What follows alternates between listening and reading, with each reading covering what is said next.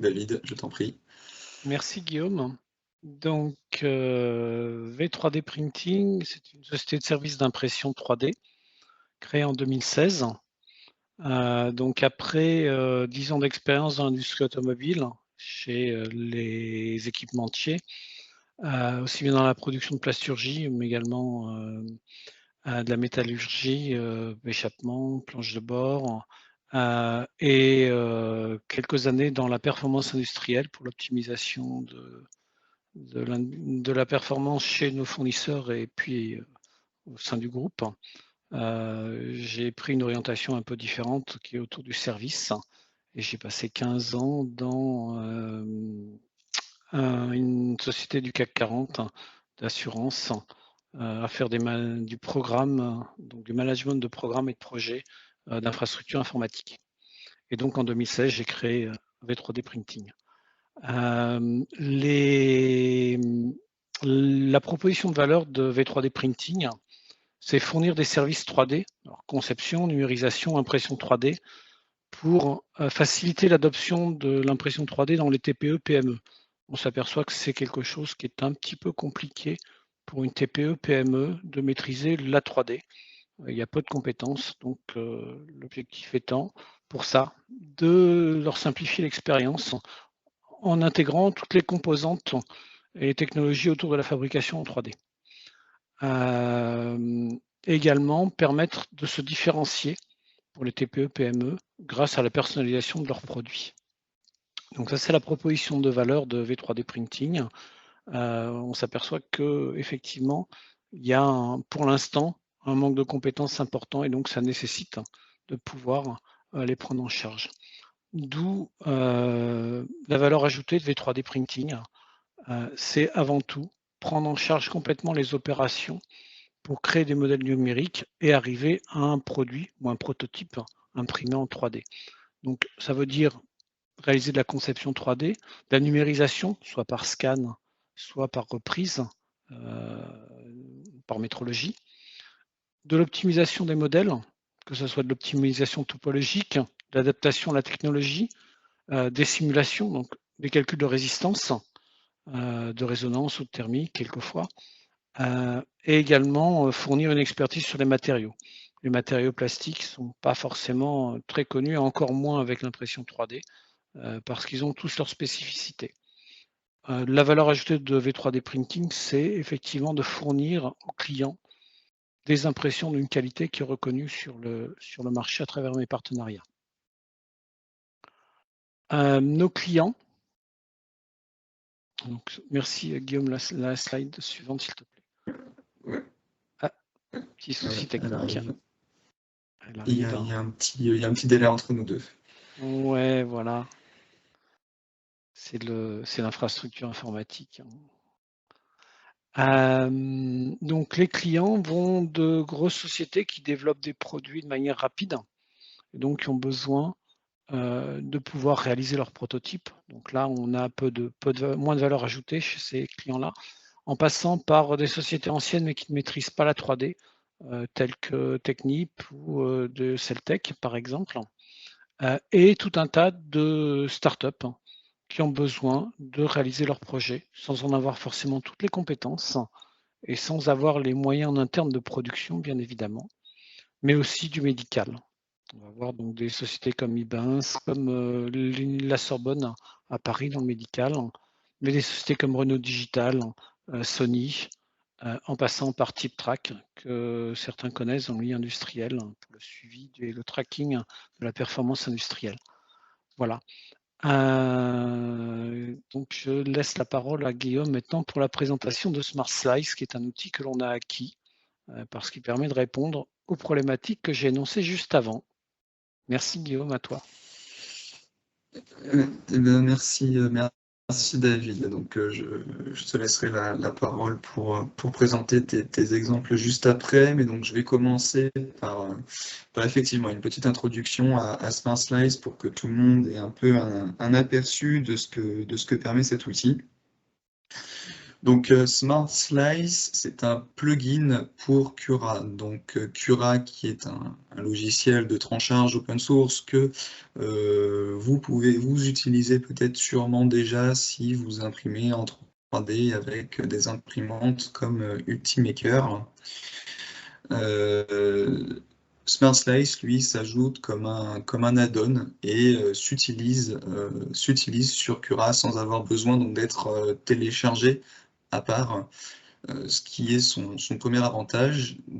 Donc le principe de Smart Slice, c'est ce qu'il permet, c'est en premier lieu déjà de simuler le comportement des pièces imprimées, c'est-à-dire de pouvoir réaliser donc une étude de résistance des matériaux sur des pièces qui ont été précédemment slicées, donc tranchées sur Cura, ce qui permet donc de prendre en compte l'orientation, la paramétrie de la pièce, sa matière, mais on y reviendra, et donc pouvoir derrière de simuler afin de savoir si la pièce va avoir le comportement qu'on lui a demandé. Donc ça, c'est le premier objectif de Smart Slice. Et le deuxième, c'est celui, grâce à cette simulation, d'optimiser les paramètres d'impression pour votre pièce afin de minimiser son temps d'impression et également la quantité de matière utilisée, puisque une fois simulé, nous saurons comment la pièce se comportera et donc quels seront les points de paramétrie sur lesquels nous pourrons jouer pour pouvoir derrière avoir une pièce qui répond aux contraintes que nous lui avons imposées, tout en offrant pas une surqualité en termes de quantité de matière. Donc cela vous permet de réduire le temps d'impression et de manière générale votre temps de production, puisque vous pouvez comme cela diminuer considérablement le temps, le nombre d'itérations nécessaires des fois pour pouvoir trouver une pièce qui résistera mécaniquement à ce dont on a besoin. Et enfin, le dernier avantage, c'est celui de pouvoir explorer une grande variété de filaments, puisque en fonction de la matière, nous remarquerons que les pièces ne réagiront pas de la même façon. Donc concrètement, comment Smart Slice et donc les équipes de Téton Simulation, donc à l'origine de Smart Slice, ont procédé.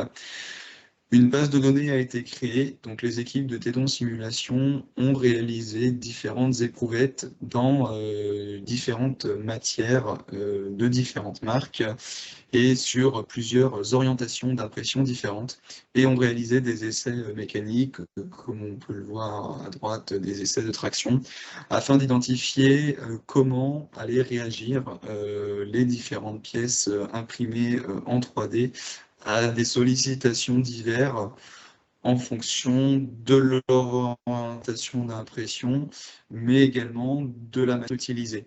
Téton Simulation a pu, comme cela, acquérir une base de données, ce qui permet derrière de pouvoir utiliser la donne. Donc cet add-on, justement, est basé sur le cloud, c'est-à-dire que ce sont les serveurs de Téton Simulation qui vont être mis à profit pour réaliser les calculs par élément fini appliqués à votre pièce en FDM. Si vous connaissez ou êtes un peu familier avec les calculs par élément fini, ici, nous allons utiliser, ou en tout cas les équipes de Téton Simulation, vont appliquer cette démarche de calcul par élément, mais aux pièces imprimées en 3D, ce qui permet de prendre en compte l'anisotropie de la pièce liée au procédé d'impression lui-même, et on retrouve ainsi l'orientation, les différents paramètres de remplissage, leur densité, le nombre de périmètres, etc., etc. Ces deux éléments réunis donc, sont traités par les serveurs de Téton Simulation, ce qui derrière donc, nous permet d'avoir les informations que nous demandons. Donc, pour ce faire, sur le Smart Slice, nous prépositionnons notre pièce sur un plateau comme nous pourrions positionner notre pièce pour réaliser une impression standard. Sauf que nous allons pouvoir donc ici appliquer nos différents efforts et nos différentes contraintes, c'est-à-dire par exemple des zones d'encastrement de notre pièce, et puis donc des applications d'efforts normales à des surfaces ou à des arêtes. Une fois les conditions aux limites sur la pièce appliquées, nous pouvons alors indiquer à un Smart Slice un facteur de sécurité qui correspond donc à la valeur par laquelle nous multiplions donc la limite élastique de notre pièce, c'est-à-dire essayer d'éviter que la pièce ne se déforme plastiquement. Et nous indiquons également donc ce qu'on appelle un max deflection, donc simplement déterminer quelle est la flèche, la déformation en millimètres de notre pièce.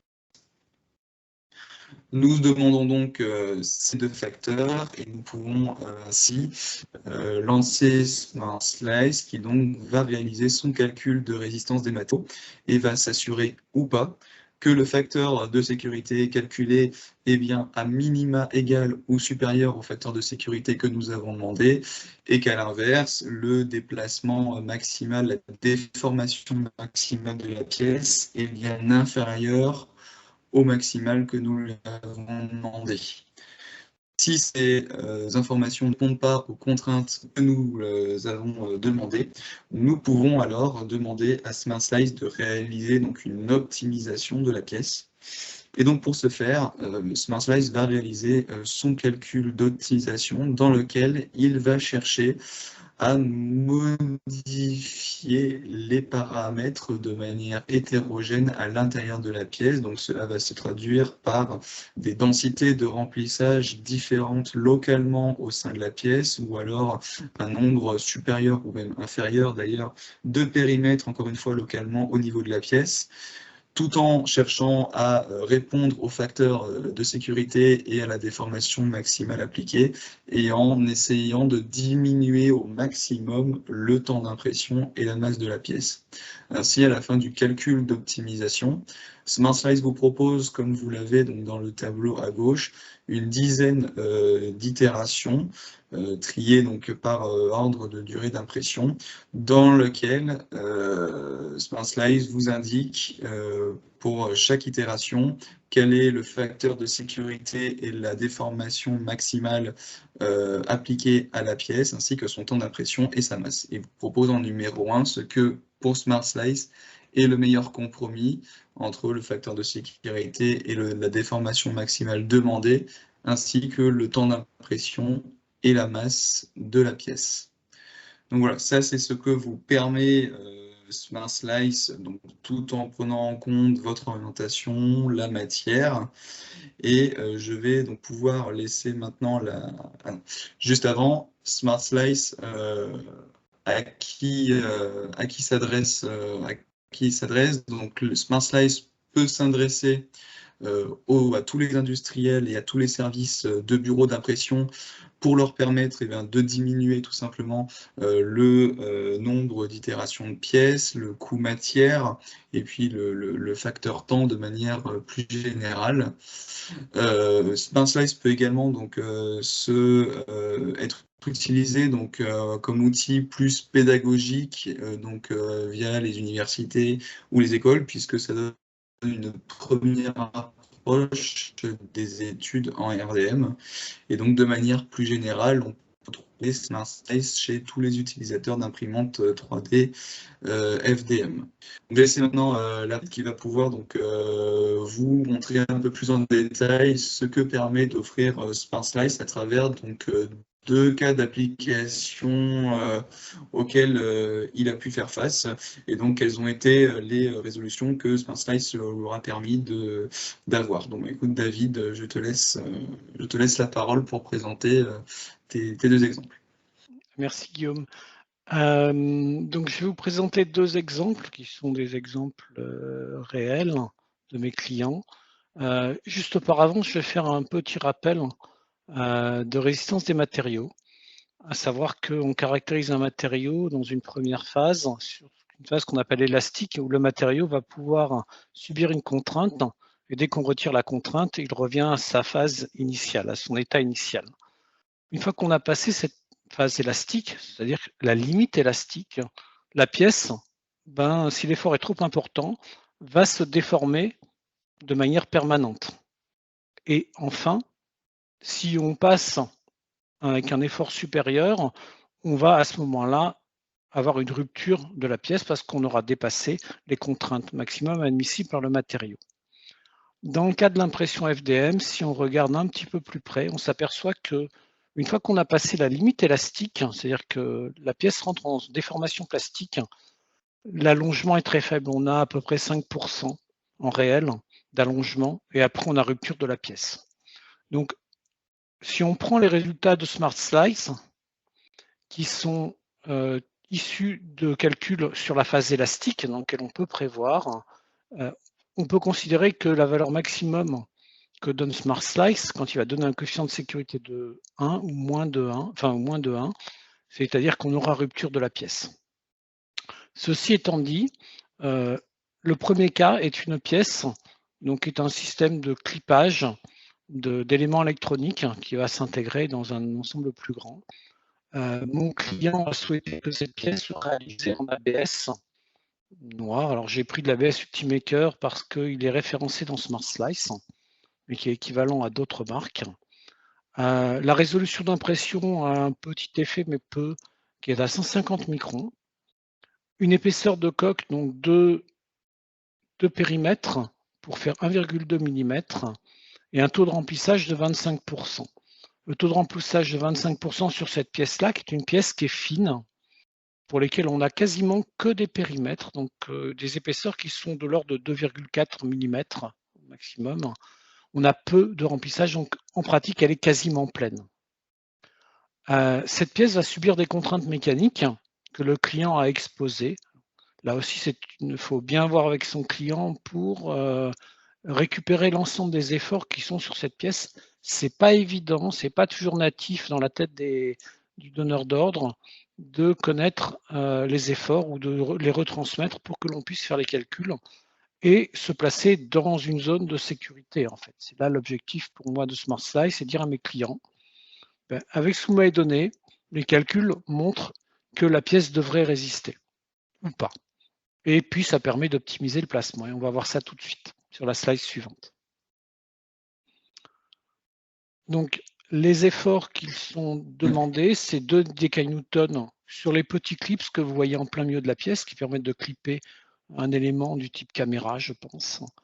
Et la partie en haut à droite, qui forme une petite oreille, qui doit résister au montage, et un effort d'à peu près 1 décanewton, c'est-à-dire 1 kg.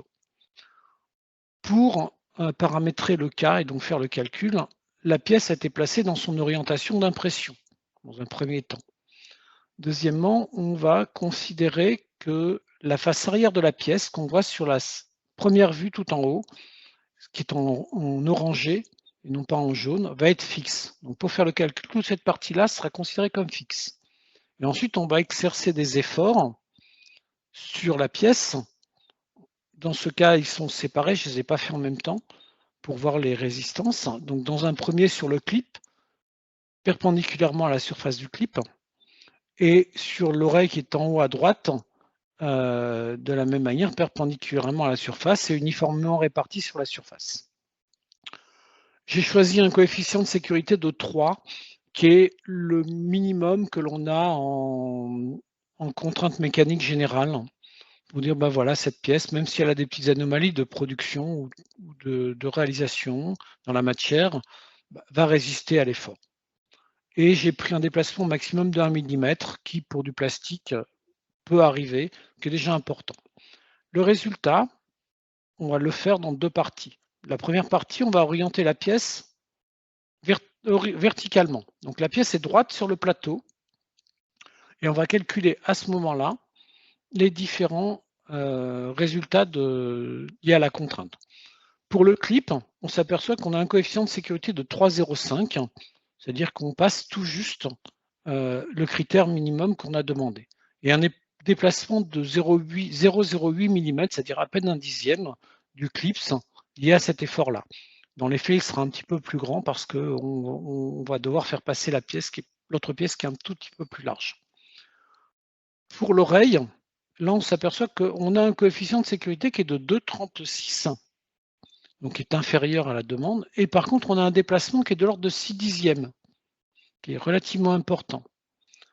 Si on prend les critères que l'on a fixés au départ, cette pièce, d'après le calcul, ne résisterait pas aux contraintes.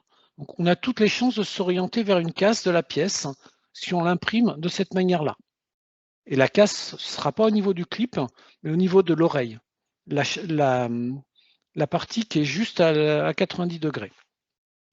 Si maintenant on oriente la pièce différemment et qu'on la mette horizontale. Alors pourquoi horizontale?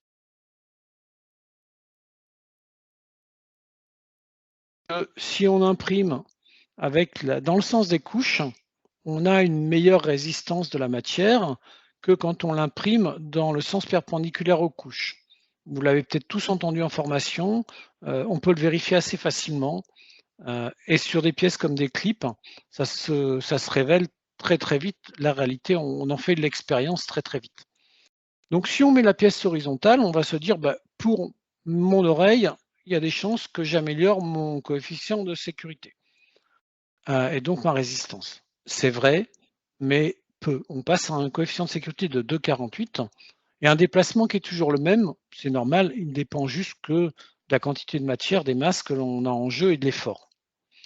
De la même manière, on s'aperçoit qu'on ne peut pas répondre à la contrainte et donc que la pièce a toutes les chances de casser. Tu veux revenir sur la précédente, Guillaume?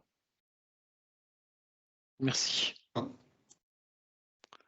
Mais par contre, ce que l'on s'aperçoit, c'est qu'en ayant changé l'orientation, le clip qui avait une résistance correcte quand il était imprimé verticalement, cette fois-ci, pour la même contrainte, a un coefficient de sécurité qui tombe à 1,72.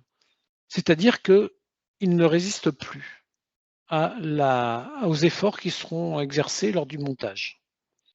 Donc là, on voit bien l'influence de l'orientation de la pièce sur le plateau quand on l'imprime, liée à l'anisotropie du matériau qui est de l'ABS et qui fait partie des matériaux qui sont le plus anisotropes. Et donc, en termes de résultats, je veux bien la slide suivante. Ça arrive.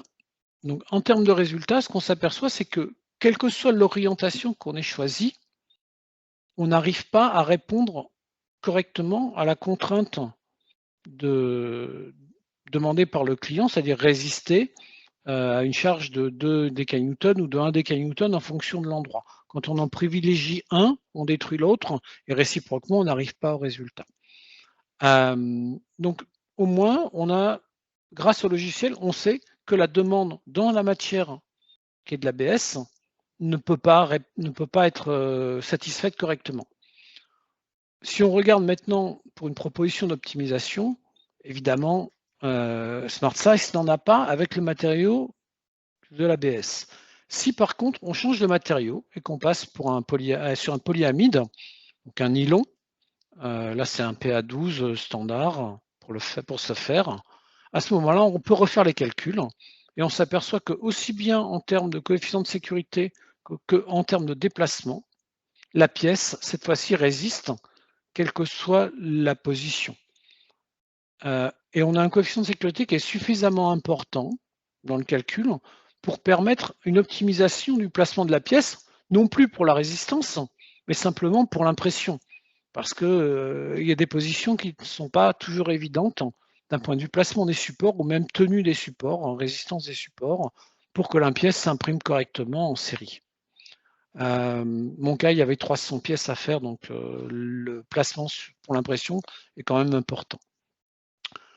Par contre, compte tenu du fait que la pièce n'a qu'une épaisseur de 2,4 mm, donc que des périmètres, peu de remplissage, SmartSize n'a pas pu faire de proposition d'optimisation du remplissage, parce qu'il n'y en a quasiment pas. Le résultat qu'on peut retenir, c'est que ça permet d'optimiser l'orientation de la pièce pour garantir un résultat avec la matière qui convient par rapport au jeu de contraintes. ça nous met en sécurité vis-à-vis du client. On va voir maintenant le deuxième exemple, qui est aussi une pièce, cette fois-ci, qui est un exemple de transfert. On va attendre le slide. Voilà. Donc, cette pièce, c'est un support d'aérateur de conduite. Donc, vous en avez certainement tous vu. C'est un petit moteur qui est monté dans une conduite d'aération qui permet d'extraire l'air pour faire de la ventilation. Cette pièce est actuellement produite en Chine en injection plastique en grande quantité. Le client souhaitait étudier son transfert en Europe et en impression 3D pour faire des petites séries. Donc, la pièce est injectée en polyamide chargé fibre de verre, donc, qui est un composant qui est assez courant en injection, qui est résistant en termes de rigidité, qui est assez rigide, qui est assez résistant, qui résiste à la chaleur également, et puis aux contraintes chimiques s'il y en avait. Le client a indiqué ses contraintes mécaniques, mais pas sous la forme de force à identifier au départ. Il a dit, j'ai un moteur qui a un poids de 0,2 kg, c'est un ventilateur, son débit d'air c'est 150 m3, la vitesse de sortie d'air c'est de 5 m3 par seconde, enfin 5 mètres par seconde, excusez-moi. Eh bien, débrouillez-vous avec ça pour me faire le calcul. Donc là, c'est de l'ingénierie pour recalculer toutes les forces qui s'appliquent sur le petit plateau strié qui est en plein milieu de la pièce. Mais ça, c'est le point de départ. Et souvent, pour utiliser, pour faire des calculs de résistance, il faut commencer par revenir aux lois de la physique et recalculer l'effort lié au poids du moteur, mais la force axiale liée au ventilateur. Et on s'aperçoit ici que l'effort est relativement faible sur cette pièce, à peine 1 newton pour le poids du moteur et 0,3 newton pour la force axiale exercée par le ventilateur. On va prendre le cas le plus défavorable, c'est-à-dire que l'effort est opposé au débit d'air qu'on peut voir sur la petite flèche, et donc le moteur exerce aussi un effort dans le même ordre, et on a un effort cumulé d'1 newton sur chacun des trous de fixation que l'on peut voir. Il y en a 3 sur le petit plateau strié. Donc, ceci étant fait, on peut pouvoir ensuite rentrer dans une phase de paramétrage de Smart Slice, on va voir sur la slide suivante, de manière à mettre des efforts au bon endroit et à fixer la pièce, la considérer comme fixe au bon endroit également. On va attendre la slide.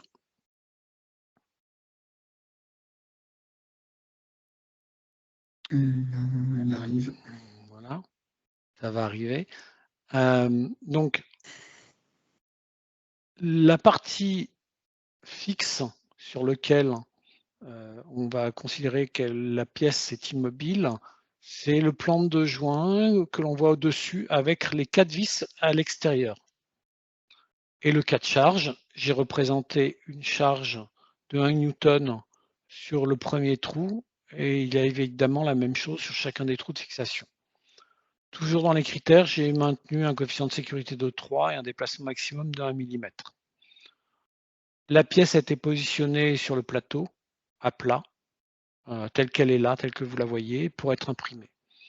Le résultat, donc on va avoir 2 parties sur le résultat, et une première qui est le déplacement maximum, et on voit le déplacement et on voit la simulation du déplacement agrandie avec une échelle importante pour dire voilà, il y a un déplacement de 2 centièmes de millimètre de cette pièce. Le coefficient de sécurité, il est de 33. Donc 33 pour un effort d'1 newton qui correspond au cas de charge, on est très largement surdimensionné. Si je demande maintenant à Smart Slice de me faire une optimisation, donc c'est la photo en bas au milieu, la pièce étant relativement fine, il ne va pas pouvoir avoir un effet du remplissage très important, même si on a des couches et des parois qui font qu'1 mm, aussi bien en haut, en bas que sur les côtés, et un remplissage de 20%, on optimise un petit peu, le déplacement ne va pas changer, le coefficient de sécurité va passer à 31,9 à la place de 33, c'est pas énorme. D'accord? Il en reste que la pièce, même en ayant été optimisée, très largement surdimensionnée. Et ça, on peut se baser dessus pour dire, OK, la matière en question, peut-être qu'on peut avoir des gains à changer vers une matière moins technique et plus simple, aussi bien en impression qu'en production du coup matière. Donc, compte tenu des contraintes externes physiques, on peut se dire que du PETG pourrait répondre correctement aux besoins. Si on prend donc du PETG, qu'on refait les calculs, on s'aperçoit qu'on a un déplacement de 4 centièmes, ce qui est toujours très acceptable pour les mêmes cas de charge, et que le coefficient de sécurité passe à 53.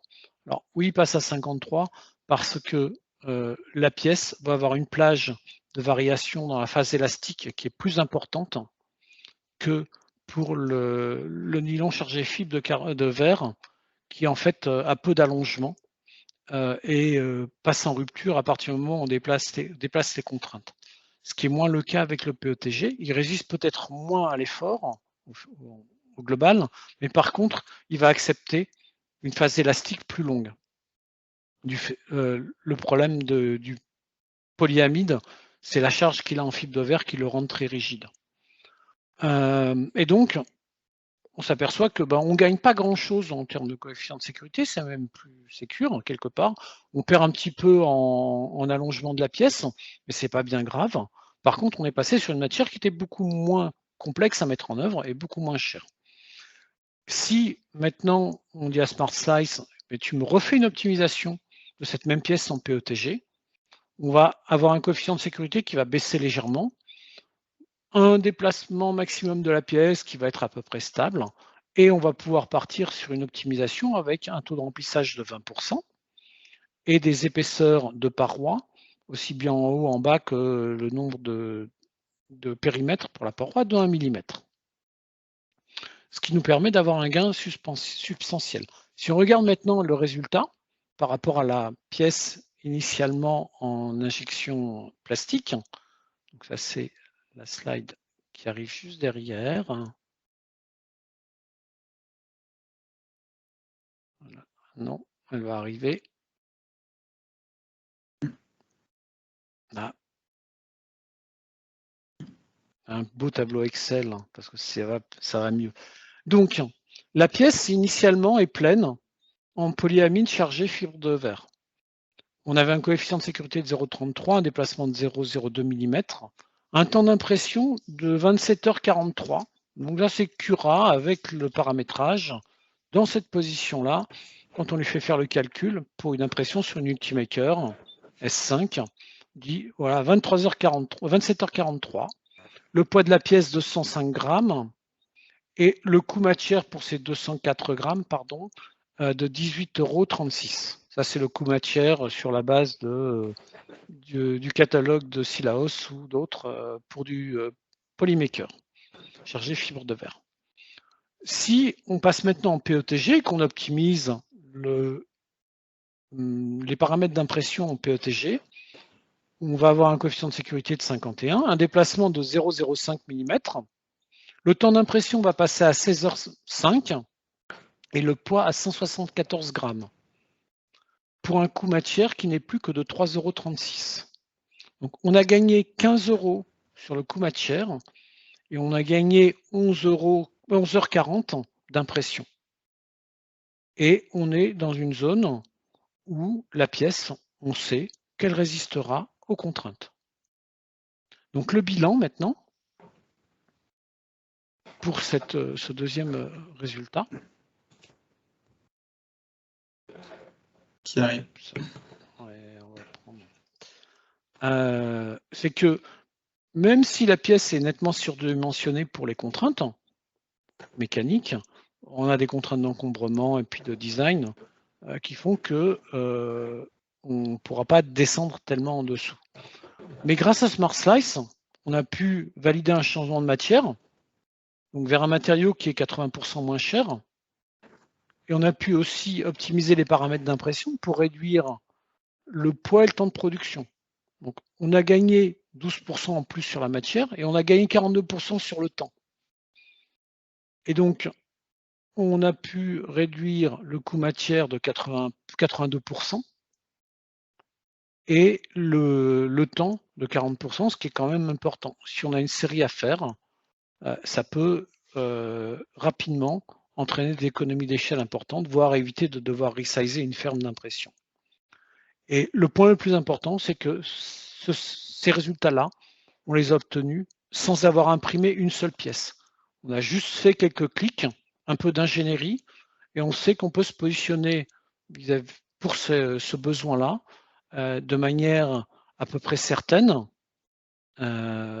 pour la réalisation avec les paramètres qu'on a donnés en PETG et ces paramètres d'impression.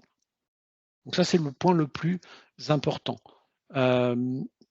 J'attire quand même votre attention sur le fait que ça nécessite une analyse mécanique, donc un travail d'analyse de manière à bien positionner à la fois les forces, bien les dimensionner et bien positionner l'ensemble des contraintes sur la pièce si on veut pouvoir obtenir des résultats qui soient fiables.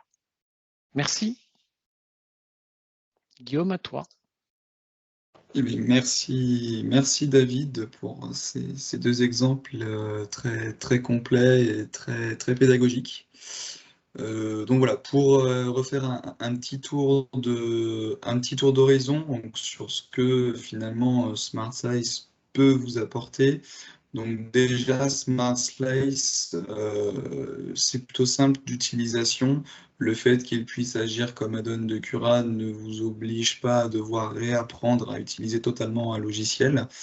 De plus, l'application des efforts, des conditions limites sont très intuitives et très simples d'utilisation. Donc l'add-on vous permet avant tout donc, de gagner du temps, puisque votre pièce est optimisée, donc que ce soit du temps sur l'impression elle-même, mais uniquement du temps humain, puisque vous n'avez pas à passer du temps à faire des optimisations, des itérations, surtout successives pour vos pièces. Et puis enfin un gain de matière, puisque vous pouvez de la même façon avoir des pièces dans lesquelles la matière est présente là où vous en avez juste besoin, ce qui peut derrière vous rendre plus compétitif pour des prix de vente si jamais vous faites de la sous-traitance. Le gain supplémentaire aussi, c'est dans le fait que l'outil peut aussi être utilisé comme un outil pédagogique si vous voyez des applications donc dans le cadre des universités ou des écoles, comme je le disais en début de présentation. C'est un bon point de départ pour une approche de la résistance des matériaux. Donc, pour les petites informations pratiques, donc le nombre de validations de simulation est illimité, leur optimisation également. Donc, comme je le disais en début de présentation, tout est basé sur le cloud, c'est-à-dire que vous n'êtes pas dépendant de la puissance de votre ordinateur pour réaliser ces calculs. Tout dépendra plutôt de votre connexion Internet, mais c'est surtout que ce sont les serveurs de Téton Simulation qui réaliseront les calculs. Enfin, le soutien technique est assuré à la fois donc, par l'équipe des Silaos et également donc, par les équipes de Téton Simulation si besoin. Et en tout cas, nous nous rendons disponibles pour répondre à toutes les questions techniques quand il y en a. Je pense que David pourra le confirmer. Et puis, la licence de Smart Slice est donc valable pour un utilisateur. Elle est renouvelable tous les ans et donc passe par un simple lien de téléchargement. Donc voilà ce qui clôture cette présentation de Smart Slice et de ses cas d'application. Et donc, je pense qu'on va pouvoir maintenant répondre à vos questions éventuelles. Donc, j'en ai vu déjà passer quelques-unes dans le chat de la présentation. Je ne sais pas si Tiffaine, tu veux aussi dire un mot. Tout à fait. Bonjour à tous, je me présente, je suis Tiffaine, je n'ai pas de caméra, je suis désolée, je suis la modératrice. Donc on va effectivement passer aux questions-réponses. Plusieurs questions qui ont été posées par Monsieur Jouy. Concernant Smart Slice, fonctionne-t-il uniquement avec Cura et uniquement pour des impressions FDM? Alors, donc pour la première question, alors non, il ne fonctionne pas uniquement avec Cura. On peut utiliser Smart Slice également, donc comme add-on de BCN, donc Stratos, et également de GradCAD. Et pour la deuxième question, uniquement la FDM, pour le coup, oui. C'est-à-dire que c'est un outil qui vous servira pour les impressions FDM. À l'heure actuelle, il n'est pas utilisé pour de l'impression SLS ou SLA, par exemple. Concernant les matières, est-ce qu'on est forcément obligé d'utiliser de l'Ultimaker? Alors non, donc oui, David, si tu veux répondre, Oui, vas-y, je t'en prie. il y a une base de données de matériaux qui s'élargit tous les jours. Il n'y a pas que de l'Ultimaker. Après, il y a un certain nombre de matériaux Ultimaker qui sont produits par d'autres et on va retrouver des matériaux avec les caractéristiques mécaniques les plus identiques. Je pense que si on a des matériaux qui ne sont pas référencés, si on est sur la même gamme de matières et qu'on a bien regardé les fiches techniques, on doit pouvoir faire des extrapolations assez facilement et puis pouvoir passer des matériaux qui ne sont pas référencés à ce jour. Mais le nombre de matériaux référencés évolue à chaque version, ce qui est quand même assez régulier. Merci David. Pour une autre question, est-ce qu'il est possible de calculer des échauffements de pièces mobiles? Alors, pour l'instant, non. Donc, Smart Slice permet simplement de faire de la résistance des matériaux, donc d'efforts mécaniques continus. On n'est pas sur ni de la pièce mobile, ni sur des essais en fatigue. Alors, une question complémentaire de Monsieur Rebière concernant les matériaux. Est-ce qu'il est possible d'introduire dans Smart Slice un matériau complémentaire en dehors de la base de données déjà fournie? Je ne sais pas si David, tu veux répondre, mais alors non, pour l'instant, la base de matériaux est incrémentée par les équipes de Téton Simulation au fur et à mesure des mises à jour. Donc, ce sont les équipes de simulation qui testent les matériaux pour pouvoir derrière vous les proposer dans la base, sachant que une certaine base de matériaux est également proposée avec Smart Slice sans avoir été utilisé, enfin sans avoir été testé par les équipes, mais comme le dit David, par extrapolation, lorsque nous nous retrouvons en fait avec des matières dont les fiches techniques sont relativement les mêmes. Oui. Merci Ce n'est Guillaume. pas l'utilisateur d'introduire sa matière. Merci Guillaume. Monsieur Jouy nous demande quelles sont les formules d'abonnement et les prix. Donc, j'ai vu peut-être David parler. Non. Oui, je te laisse répondre Donc, sur les formules d'abonnement, donc ce sont des abonnements annuels. Il n'y a pas d'autres formules à ma connaissance, et nous sommes sur un peu plus de 1000 € annuels.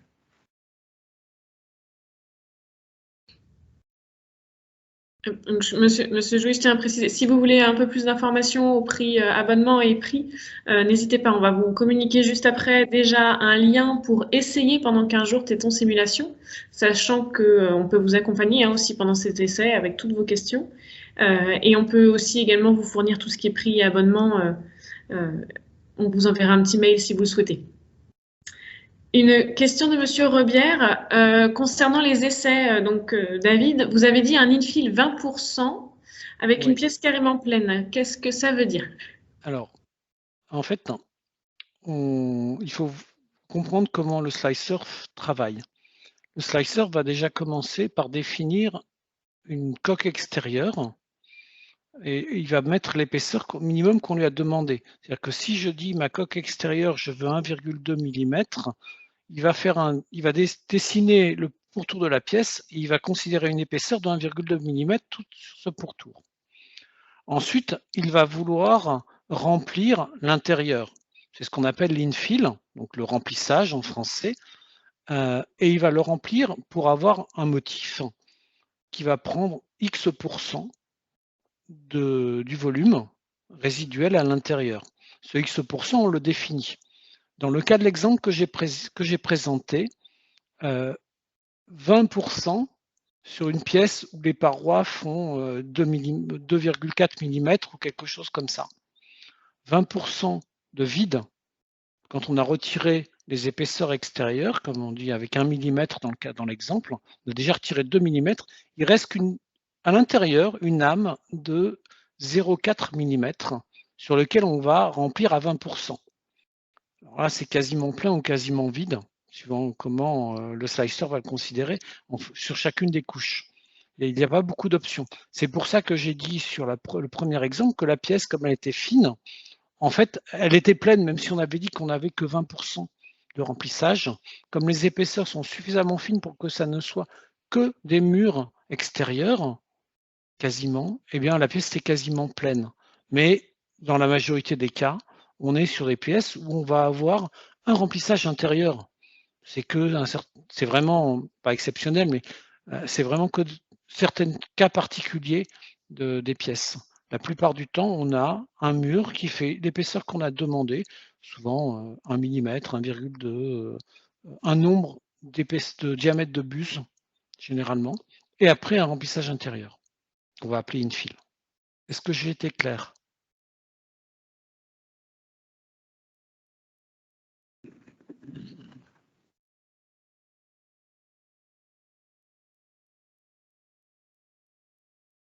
Faut croire que oui. Oui, je pense. Alors écoutez, donc on n'a plus de questions complémentaires. Toutes les personnes présentes, tous les participants au webinaire, n'hésitez pas si vous avez des... Alors pardon, Monsieur Rebière qu'on rajoute une question et 100% de remplissage. Je pense que vous l'avez vu, David. Oui, eh bien si on a 100% de remplissage, le slicer, donc Cura, va remplir l'intérieur de la pièce complètement. C'est-à-dire qu'on aura, techniquement, il va rester le mur que l'imprimante va dessiner avec X épaisseur, et ensuite va faire un motif de remplissage plein à 100% pour qu'il n'y ait aucun vide. Alors je mets vide entre guillemets dans la pièce. Je l'ai mis entre guillemets parce que si on faisait une analyse des matériaux au microscope, on s'apercevrait qu'effectivement, il y a des micro-vides un peu partout, même quand la pièce est remplie à 100%. C'est lié à la technique de FDM.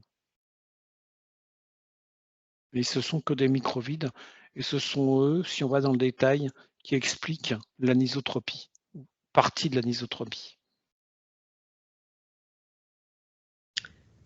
Merci beaucoup. Alors, il y a une dernière question et ensuite on va... Oui, allez-y, Monsieur Jouy, la dernière.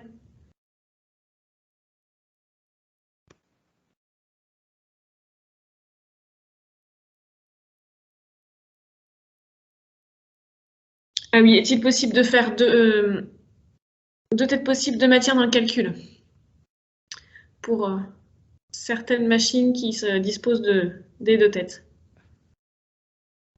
Guillaume? J'ai essayé, mais c'est des supports et ça passe pas avec un support d'une autre matière. Ouais, deux matières, pas à ma connaissance. On considère une seule matière. Parce qu'après, nous serions obligés en fait de considérer la force d'adhésion et l'interface entre deux matières différentes, ce qui différencie le calcul. Et à ma connaissance, pour l'instant, SmartSlice n'est pas capable de le faire.